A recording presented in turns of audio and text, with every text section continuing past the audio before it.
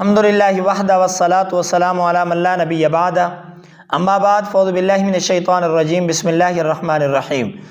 ایک ویڈیو دیکھنے کو ملی جس میں تبلیغی دیوبندی حنفی مولانا مفتی طارق مسعود وہ یہ فرما رہے تھے کہ تبلیغی جماعت ایک فرقہ نہیں ہے بلکہ یہ فرقہ ولایت سے پاک ہے اور گروہ بندی سے پاک ہے، یہ باقی کاموں سے پاک ہے، یہ صرف اللہ اور اللہ کے رسول کی دعوت پہنچاتے ہیں۔ سب سے بڑا دھوکہ تو یہی ہے، لوگوں کو یہ باور کرانا کہ اللہ اور اللہ کے رسول کی بات کر رہے ہیں، لیکن اس جملے کے پیچھے آپ لوگوں کو دھوکہ دے رہے ہوتے ہیں۔ اگر دھوکہ نہیں ہے تو پھر سعودی عرب میں اس پر پابندی کیوں ہے؟ اگر یہ دھوکہ نہیں ہے تو لوگ اس سے بد ظن کیوں ہو رہے ہیں؟ اگر یہ دھوکہ نہیں ہے تو آپ کے اپنے حنفی اور دیوبندی حضرات اس پر کفر کے فتوے کیوں لگاتے ہیں؟ اگر یہ صحیح راستہ ہے اور اس میں کوئی ایسی بات نہیں ہے تو پھر آپ کے اپنے مولانا اور اپنے مقررین، اپنے واعظین، آپ کے اپنے مذہب کے لوگ اس پر کیوں کفر کے فتوے لگاتے ہیں؟ ان کو کیوں مشرک کہتے ہیں اور ان کو کیوں بد دیانت کہتے ہیں، بد امانت کہتے ہیں اور خیانت دار ان کو کہتے ہیں؟ آخر کوئی وجہ ہے، آخر کوئی بات ہے، آخر کوئی چیز ہے جس کی وجہ سے کئی ممالک میں اس پر پابندیاں عائد ہو چکی ہیں۔ سعودی عرب میں اس پر پابندی ہے، دیگر ملکوں میں، اسلامی ممالک میں ان پر پابندی ہے۔ آخر ان پابندیوں کو کوئی نہ کوئی وجوہات تو ہیں جس کی وجہ سے ان پر یہ پابندی لگ رہی ہے۔ آپ اگر کہتے ہیں کہ یہ 100% ٹھیک ہے باقی تمام کے تمام غلط ہیں تو پھر بھائی جان اس پر کیوں پابندیاں عائد ہیں؟ اس پر پابندیاں جو عائد ہیں ان کے پیچھے وجوہات ہیں، اور ایسے نہیں سعودی عرب اس پر پابندی لگا سکتی۔ آپ سے زیادہ تبلیغی حضرات سے زیادہ تو معتدل مزاج وہ سعودیہ والے ہیں۔ بیت اللہ میں جا کر دیکھیں، انہوں نے کبھی لوگوں کو روکا ہے؟ نماز وہ جس طرح پڑھ رہے ہیں، وہ جس طرح عبادات کر رہے ہیں، وہ جس طرح اقامت کہہ رہے ہیں، وہ جس طرح کوئی اللہ اکبر کہہ رہا ہے، جس طرح کوئی رفع الیدین کر رہا ہے یا نہیں کر رہا، کبھی انہوں نے کسی کو کافر کہا ہے؟ آپ تبلیغی حضرات سے تو سعودیہ والے زیادہ معتدل ہیں، پھر بھی انہوں نے تبلیغی جماعت پر پابندی لگائی۔ آخر کیا وجہ؟ کیوں پابندی لگائی؟ بھائی جان سب سے زیادہ بڑا فتنہ یہ تبلیغی جماعت ہے، سب سے زیادہ گمراہ کن جماعت یہ تبلیغی جماعت ہے، سب سے زیادہ لوگوں کو غلط بات کی طرف اور غلط عقائد کی طرف، غلط اشیاء کی طرف لے کر جانے والے یہ لوگ تبلیغی جماعت ہوتے ہیں۔ اگر یہ اسلام کی تبلیغ ہے، اگر آپ کے کہنے پر یہ قرآن اور حدیث کی تبلیغ ہے تو پھر آپ لوگوں کو قرآن اور حدیث کی تبلیغ کیوں نہیں دیتے؟ اللہ پاک نے بھی قرآن کریم میں فرمایا یا ایھا الرسول بلغ ما انزل الیک من ربک، اے میرے پیغمبر آپ لوگوں کو اس چیز کی تبلیغ کریں جو میں نے آسمان سے نازل کی ہے، یعنی قرآن کریم کو اتارا ہے، احادیث مبارکہ ہیں، آپ ان کی تشریح کریں، آپ ان کی وضاحت کریں، آپ ان کی تبلیغ کریں، ان کی نشر و اشاعت کریں۔ لیکن یہاں معاملہ الٹ ہے۔ تبلیغی حضرات کیا کرتے ہیں؟ تبلیغی حضرات کبھی انہوں نے کوئی قرآن کریم کی کسی ایک مصحف کو اٹھا کر انہوں نے لوگوں کو نہیں سنایا، بلکہ بجائے اس کے کہ لوگوں کو سنائیں الٹا لوگوں کو کہہ رہے ہوتے ہیں قرآن کریم کو بذات خود نہ پڑھنا گمراہ ہو جاؤ گے، قرآن کریم کے ترجمے کو نہ پڑھنا گمراہ ہو جاؤ گے، قرآن کریم کو سینے سے نہ لگانا گمراہ ہو جاؤ گے، قرآن کریم تو بڑے لوگوں کی بات ہے، یہ تو ہر عامی آدمی کی بات نہیں ہے، سمجھ سے بالا تر ہے۔ حالانکہ اللہ پاک فرماتے ہیں وَلَقَدْ يَسَّرْنَا الْقُرْآنَ لِلذِّكْرِ فَهَلْ مِن مُدَّكِرٍ، میں رب العالمین نے قرآن کریم کو آسان ترین بنایا ہے۔ قرآن کریم آسان تر ہے، ہر آدمی اس کو سمجھ سکتا ہے۔ تو یہ تبلیغی جماعت والے اس کو روک رہے ہوتے ہیں کہ آپ قرآن کریم کو نہ پڑھو، تو پھر بھی آپ کہتے ہیں کہ یہ معتدل مزاج ہے۔ اور دوسری چیز، یہ کبھی حدیث رسول کو نہیں پڑھیں گے، نہیں پڑھتے، بلکہ قصے کہانیاں لوگوں کو سنائیں گے لوگوں کو گمراہ کرنے کے لیے۔ ایک کتاب ہے فضائل اعمال،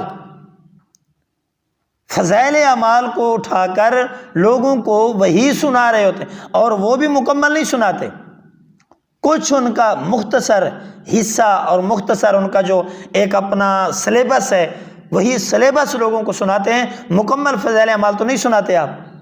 مکمل فضائل اعمال سنو، میں دیکھتا ہوں دوسرے دن کون آپ کے ساتھ چلتا ہے، سروزہ پہ یا چلہ پہ یا 4 مہینے پہ یا سال پہ۔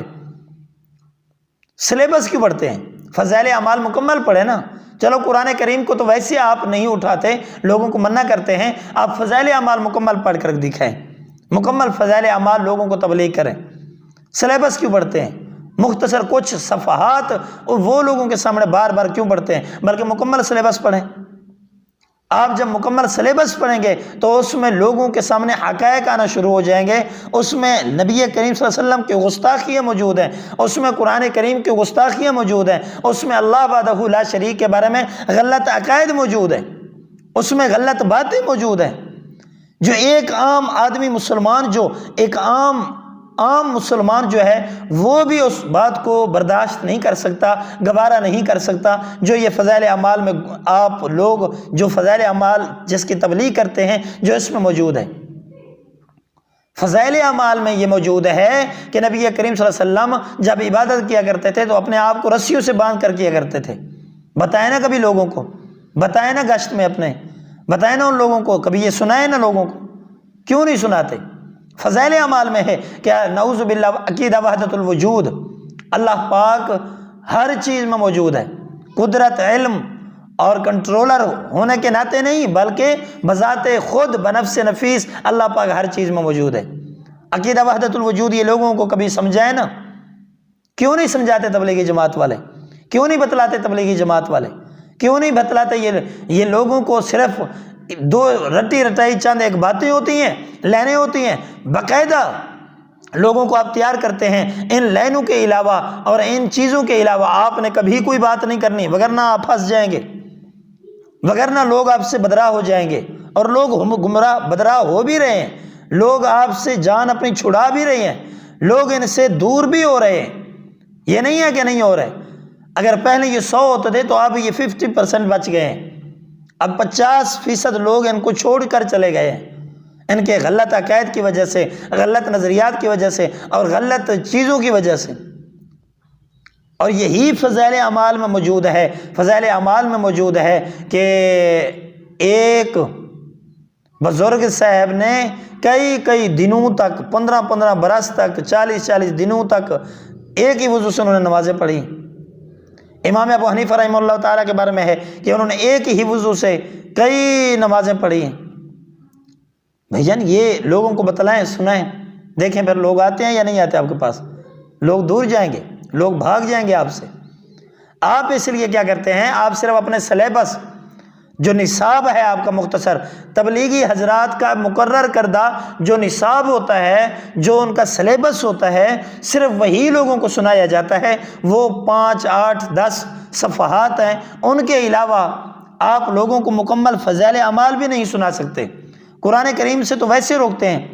تو مولانا صاحب معتدل جماعت یہ نہیں ہے، یہ نہیں ہے معتدل جماعت۔ اگر معتدل جماعت ہوتی تو یہ قرآن کریم کو پڑھتے، اگر یہ معتدل جماعت ہوتی تو حدیث رسول کو پڑھتے، لوگوں کو سناتے، اگر یہ معتدل جماعت ہوتی تو یہ لوگوں کو فضائل اعمال اپنا نصاب نہ پڑھاتے بلکہ مکمل فضائل اعمال لوگوں کو سناتے۔ یہ صرف دیوبندی مذہب کی تبلیغ ہے جو کہ یہودیوں کے، ہندوؤں کی پیداوار ہے، صرف اس دیوبندی مذہب کی نشر و اشاعت کر رہے ہیں اور اس کی تبلیغ کر رہے ہیں، اس کے بارے میں لوگوں کو بتلا رہے ہیں۔ یہ قرآن اور حدیث کی دعوت نہیں ہے، یہ اللہ اور اس کے رسول کی دعوت نہیں ہے، یہ تبلیغی جماعت والوں کی دعوت اللہ اور اللہ کے رسول کی طرف نہیں ہے، بلکہ یہ دیوبندی، حنفی اور تبلیغی، یہ اپنا جو دارالعلوم دیوبند میں جنہوں نے ان کی بنیاد رکھی تھی، یہ اپنے ان آقاؤں کی طرف اپنے یہ لوگوں کو بلوا رہے ہیں، قرآن حدیث کی طرف یہ ان کی دعوت نہیں ہے۔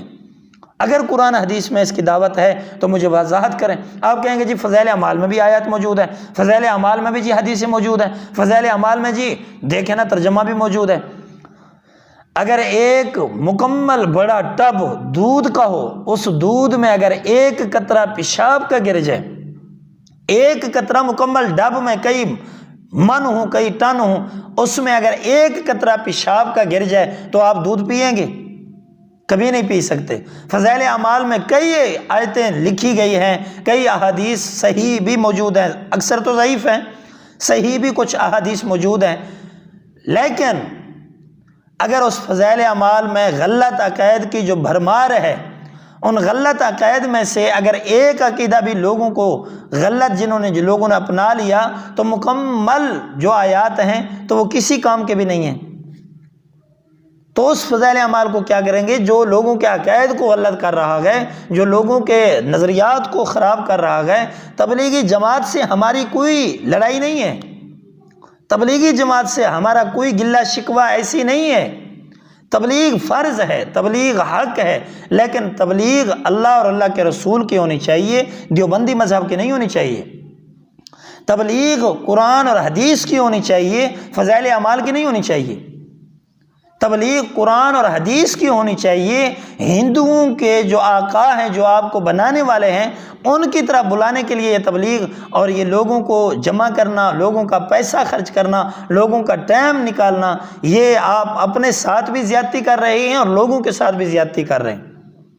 آپ تبلیغی جماعت اگر معتدل جماعت ہے، اگر ان کی دعوت اچھی ہے، تو پھر آپ نماز حنفی لوگوں کو کیوں پکڑاتے ہیں؟ آپ حنفی نماز لوگوں کو کیوں بتلاتے ہیں؟ آپ قرآن کھولیں، حدیث کھولیں، وہ نماز لوگوں کو سکھلائیں، وہ نماز لوگوں کو پڑھائیں۔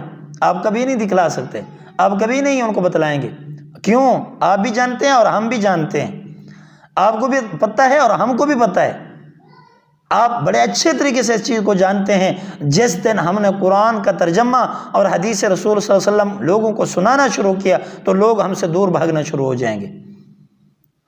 تو دیکھنے والوں کے لیے میری یہ گزارشات تھیں، امید ہے کہ تمام دوستوں کو بات سمجھ آ گئی ہوگی۔ اللہ تعالیٰ تمام دوستوں کا حامی و ناصر ہو۔ السلام علیکم ورحمۃ اللہ وبرکاتہ۔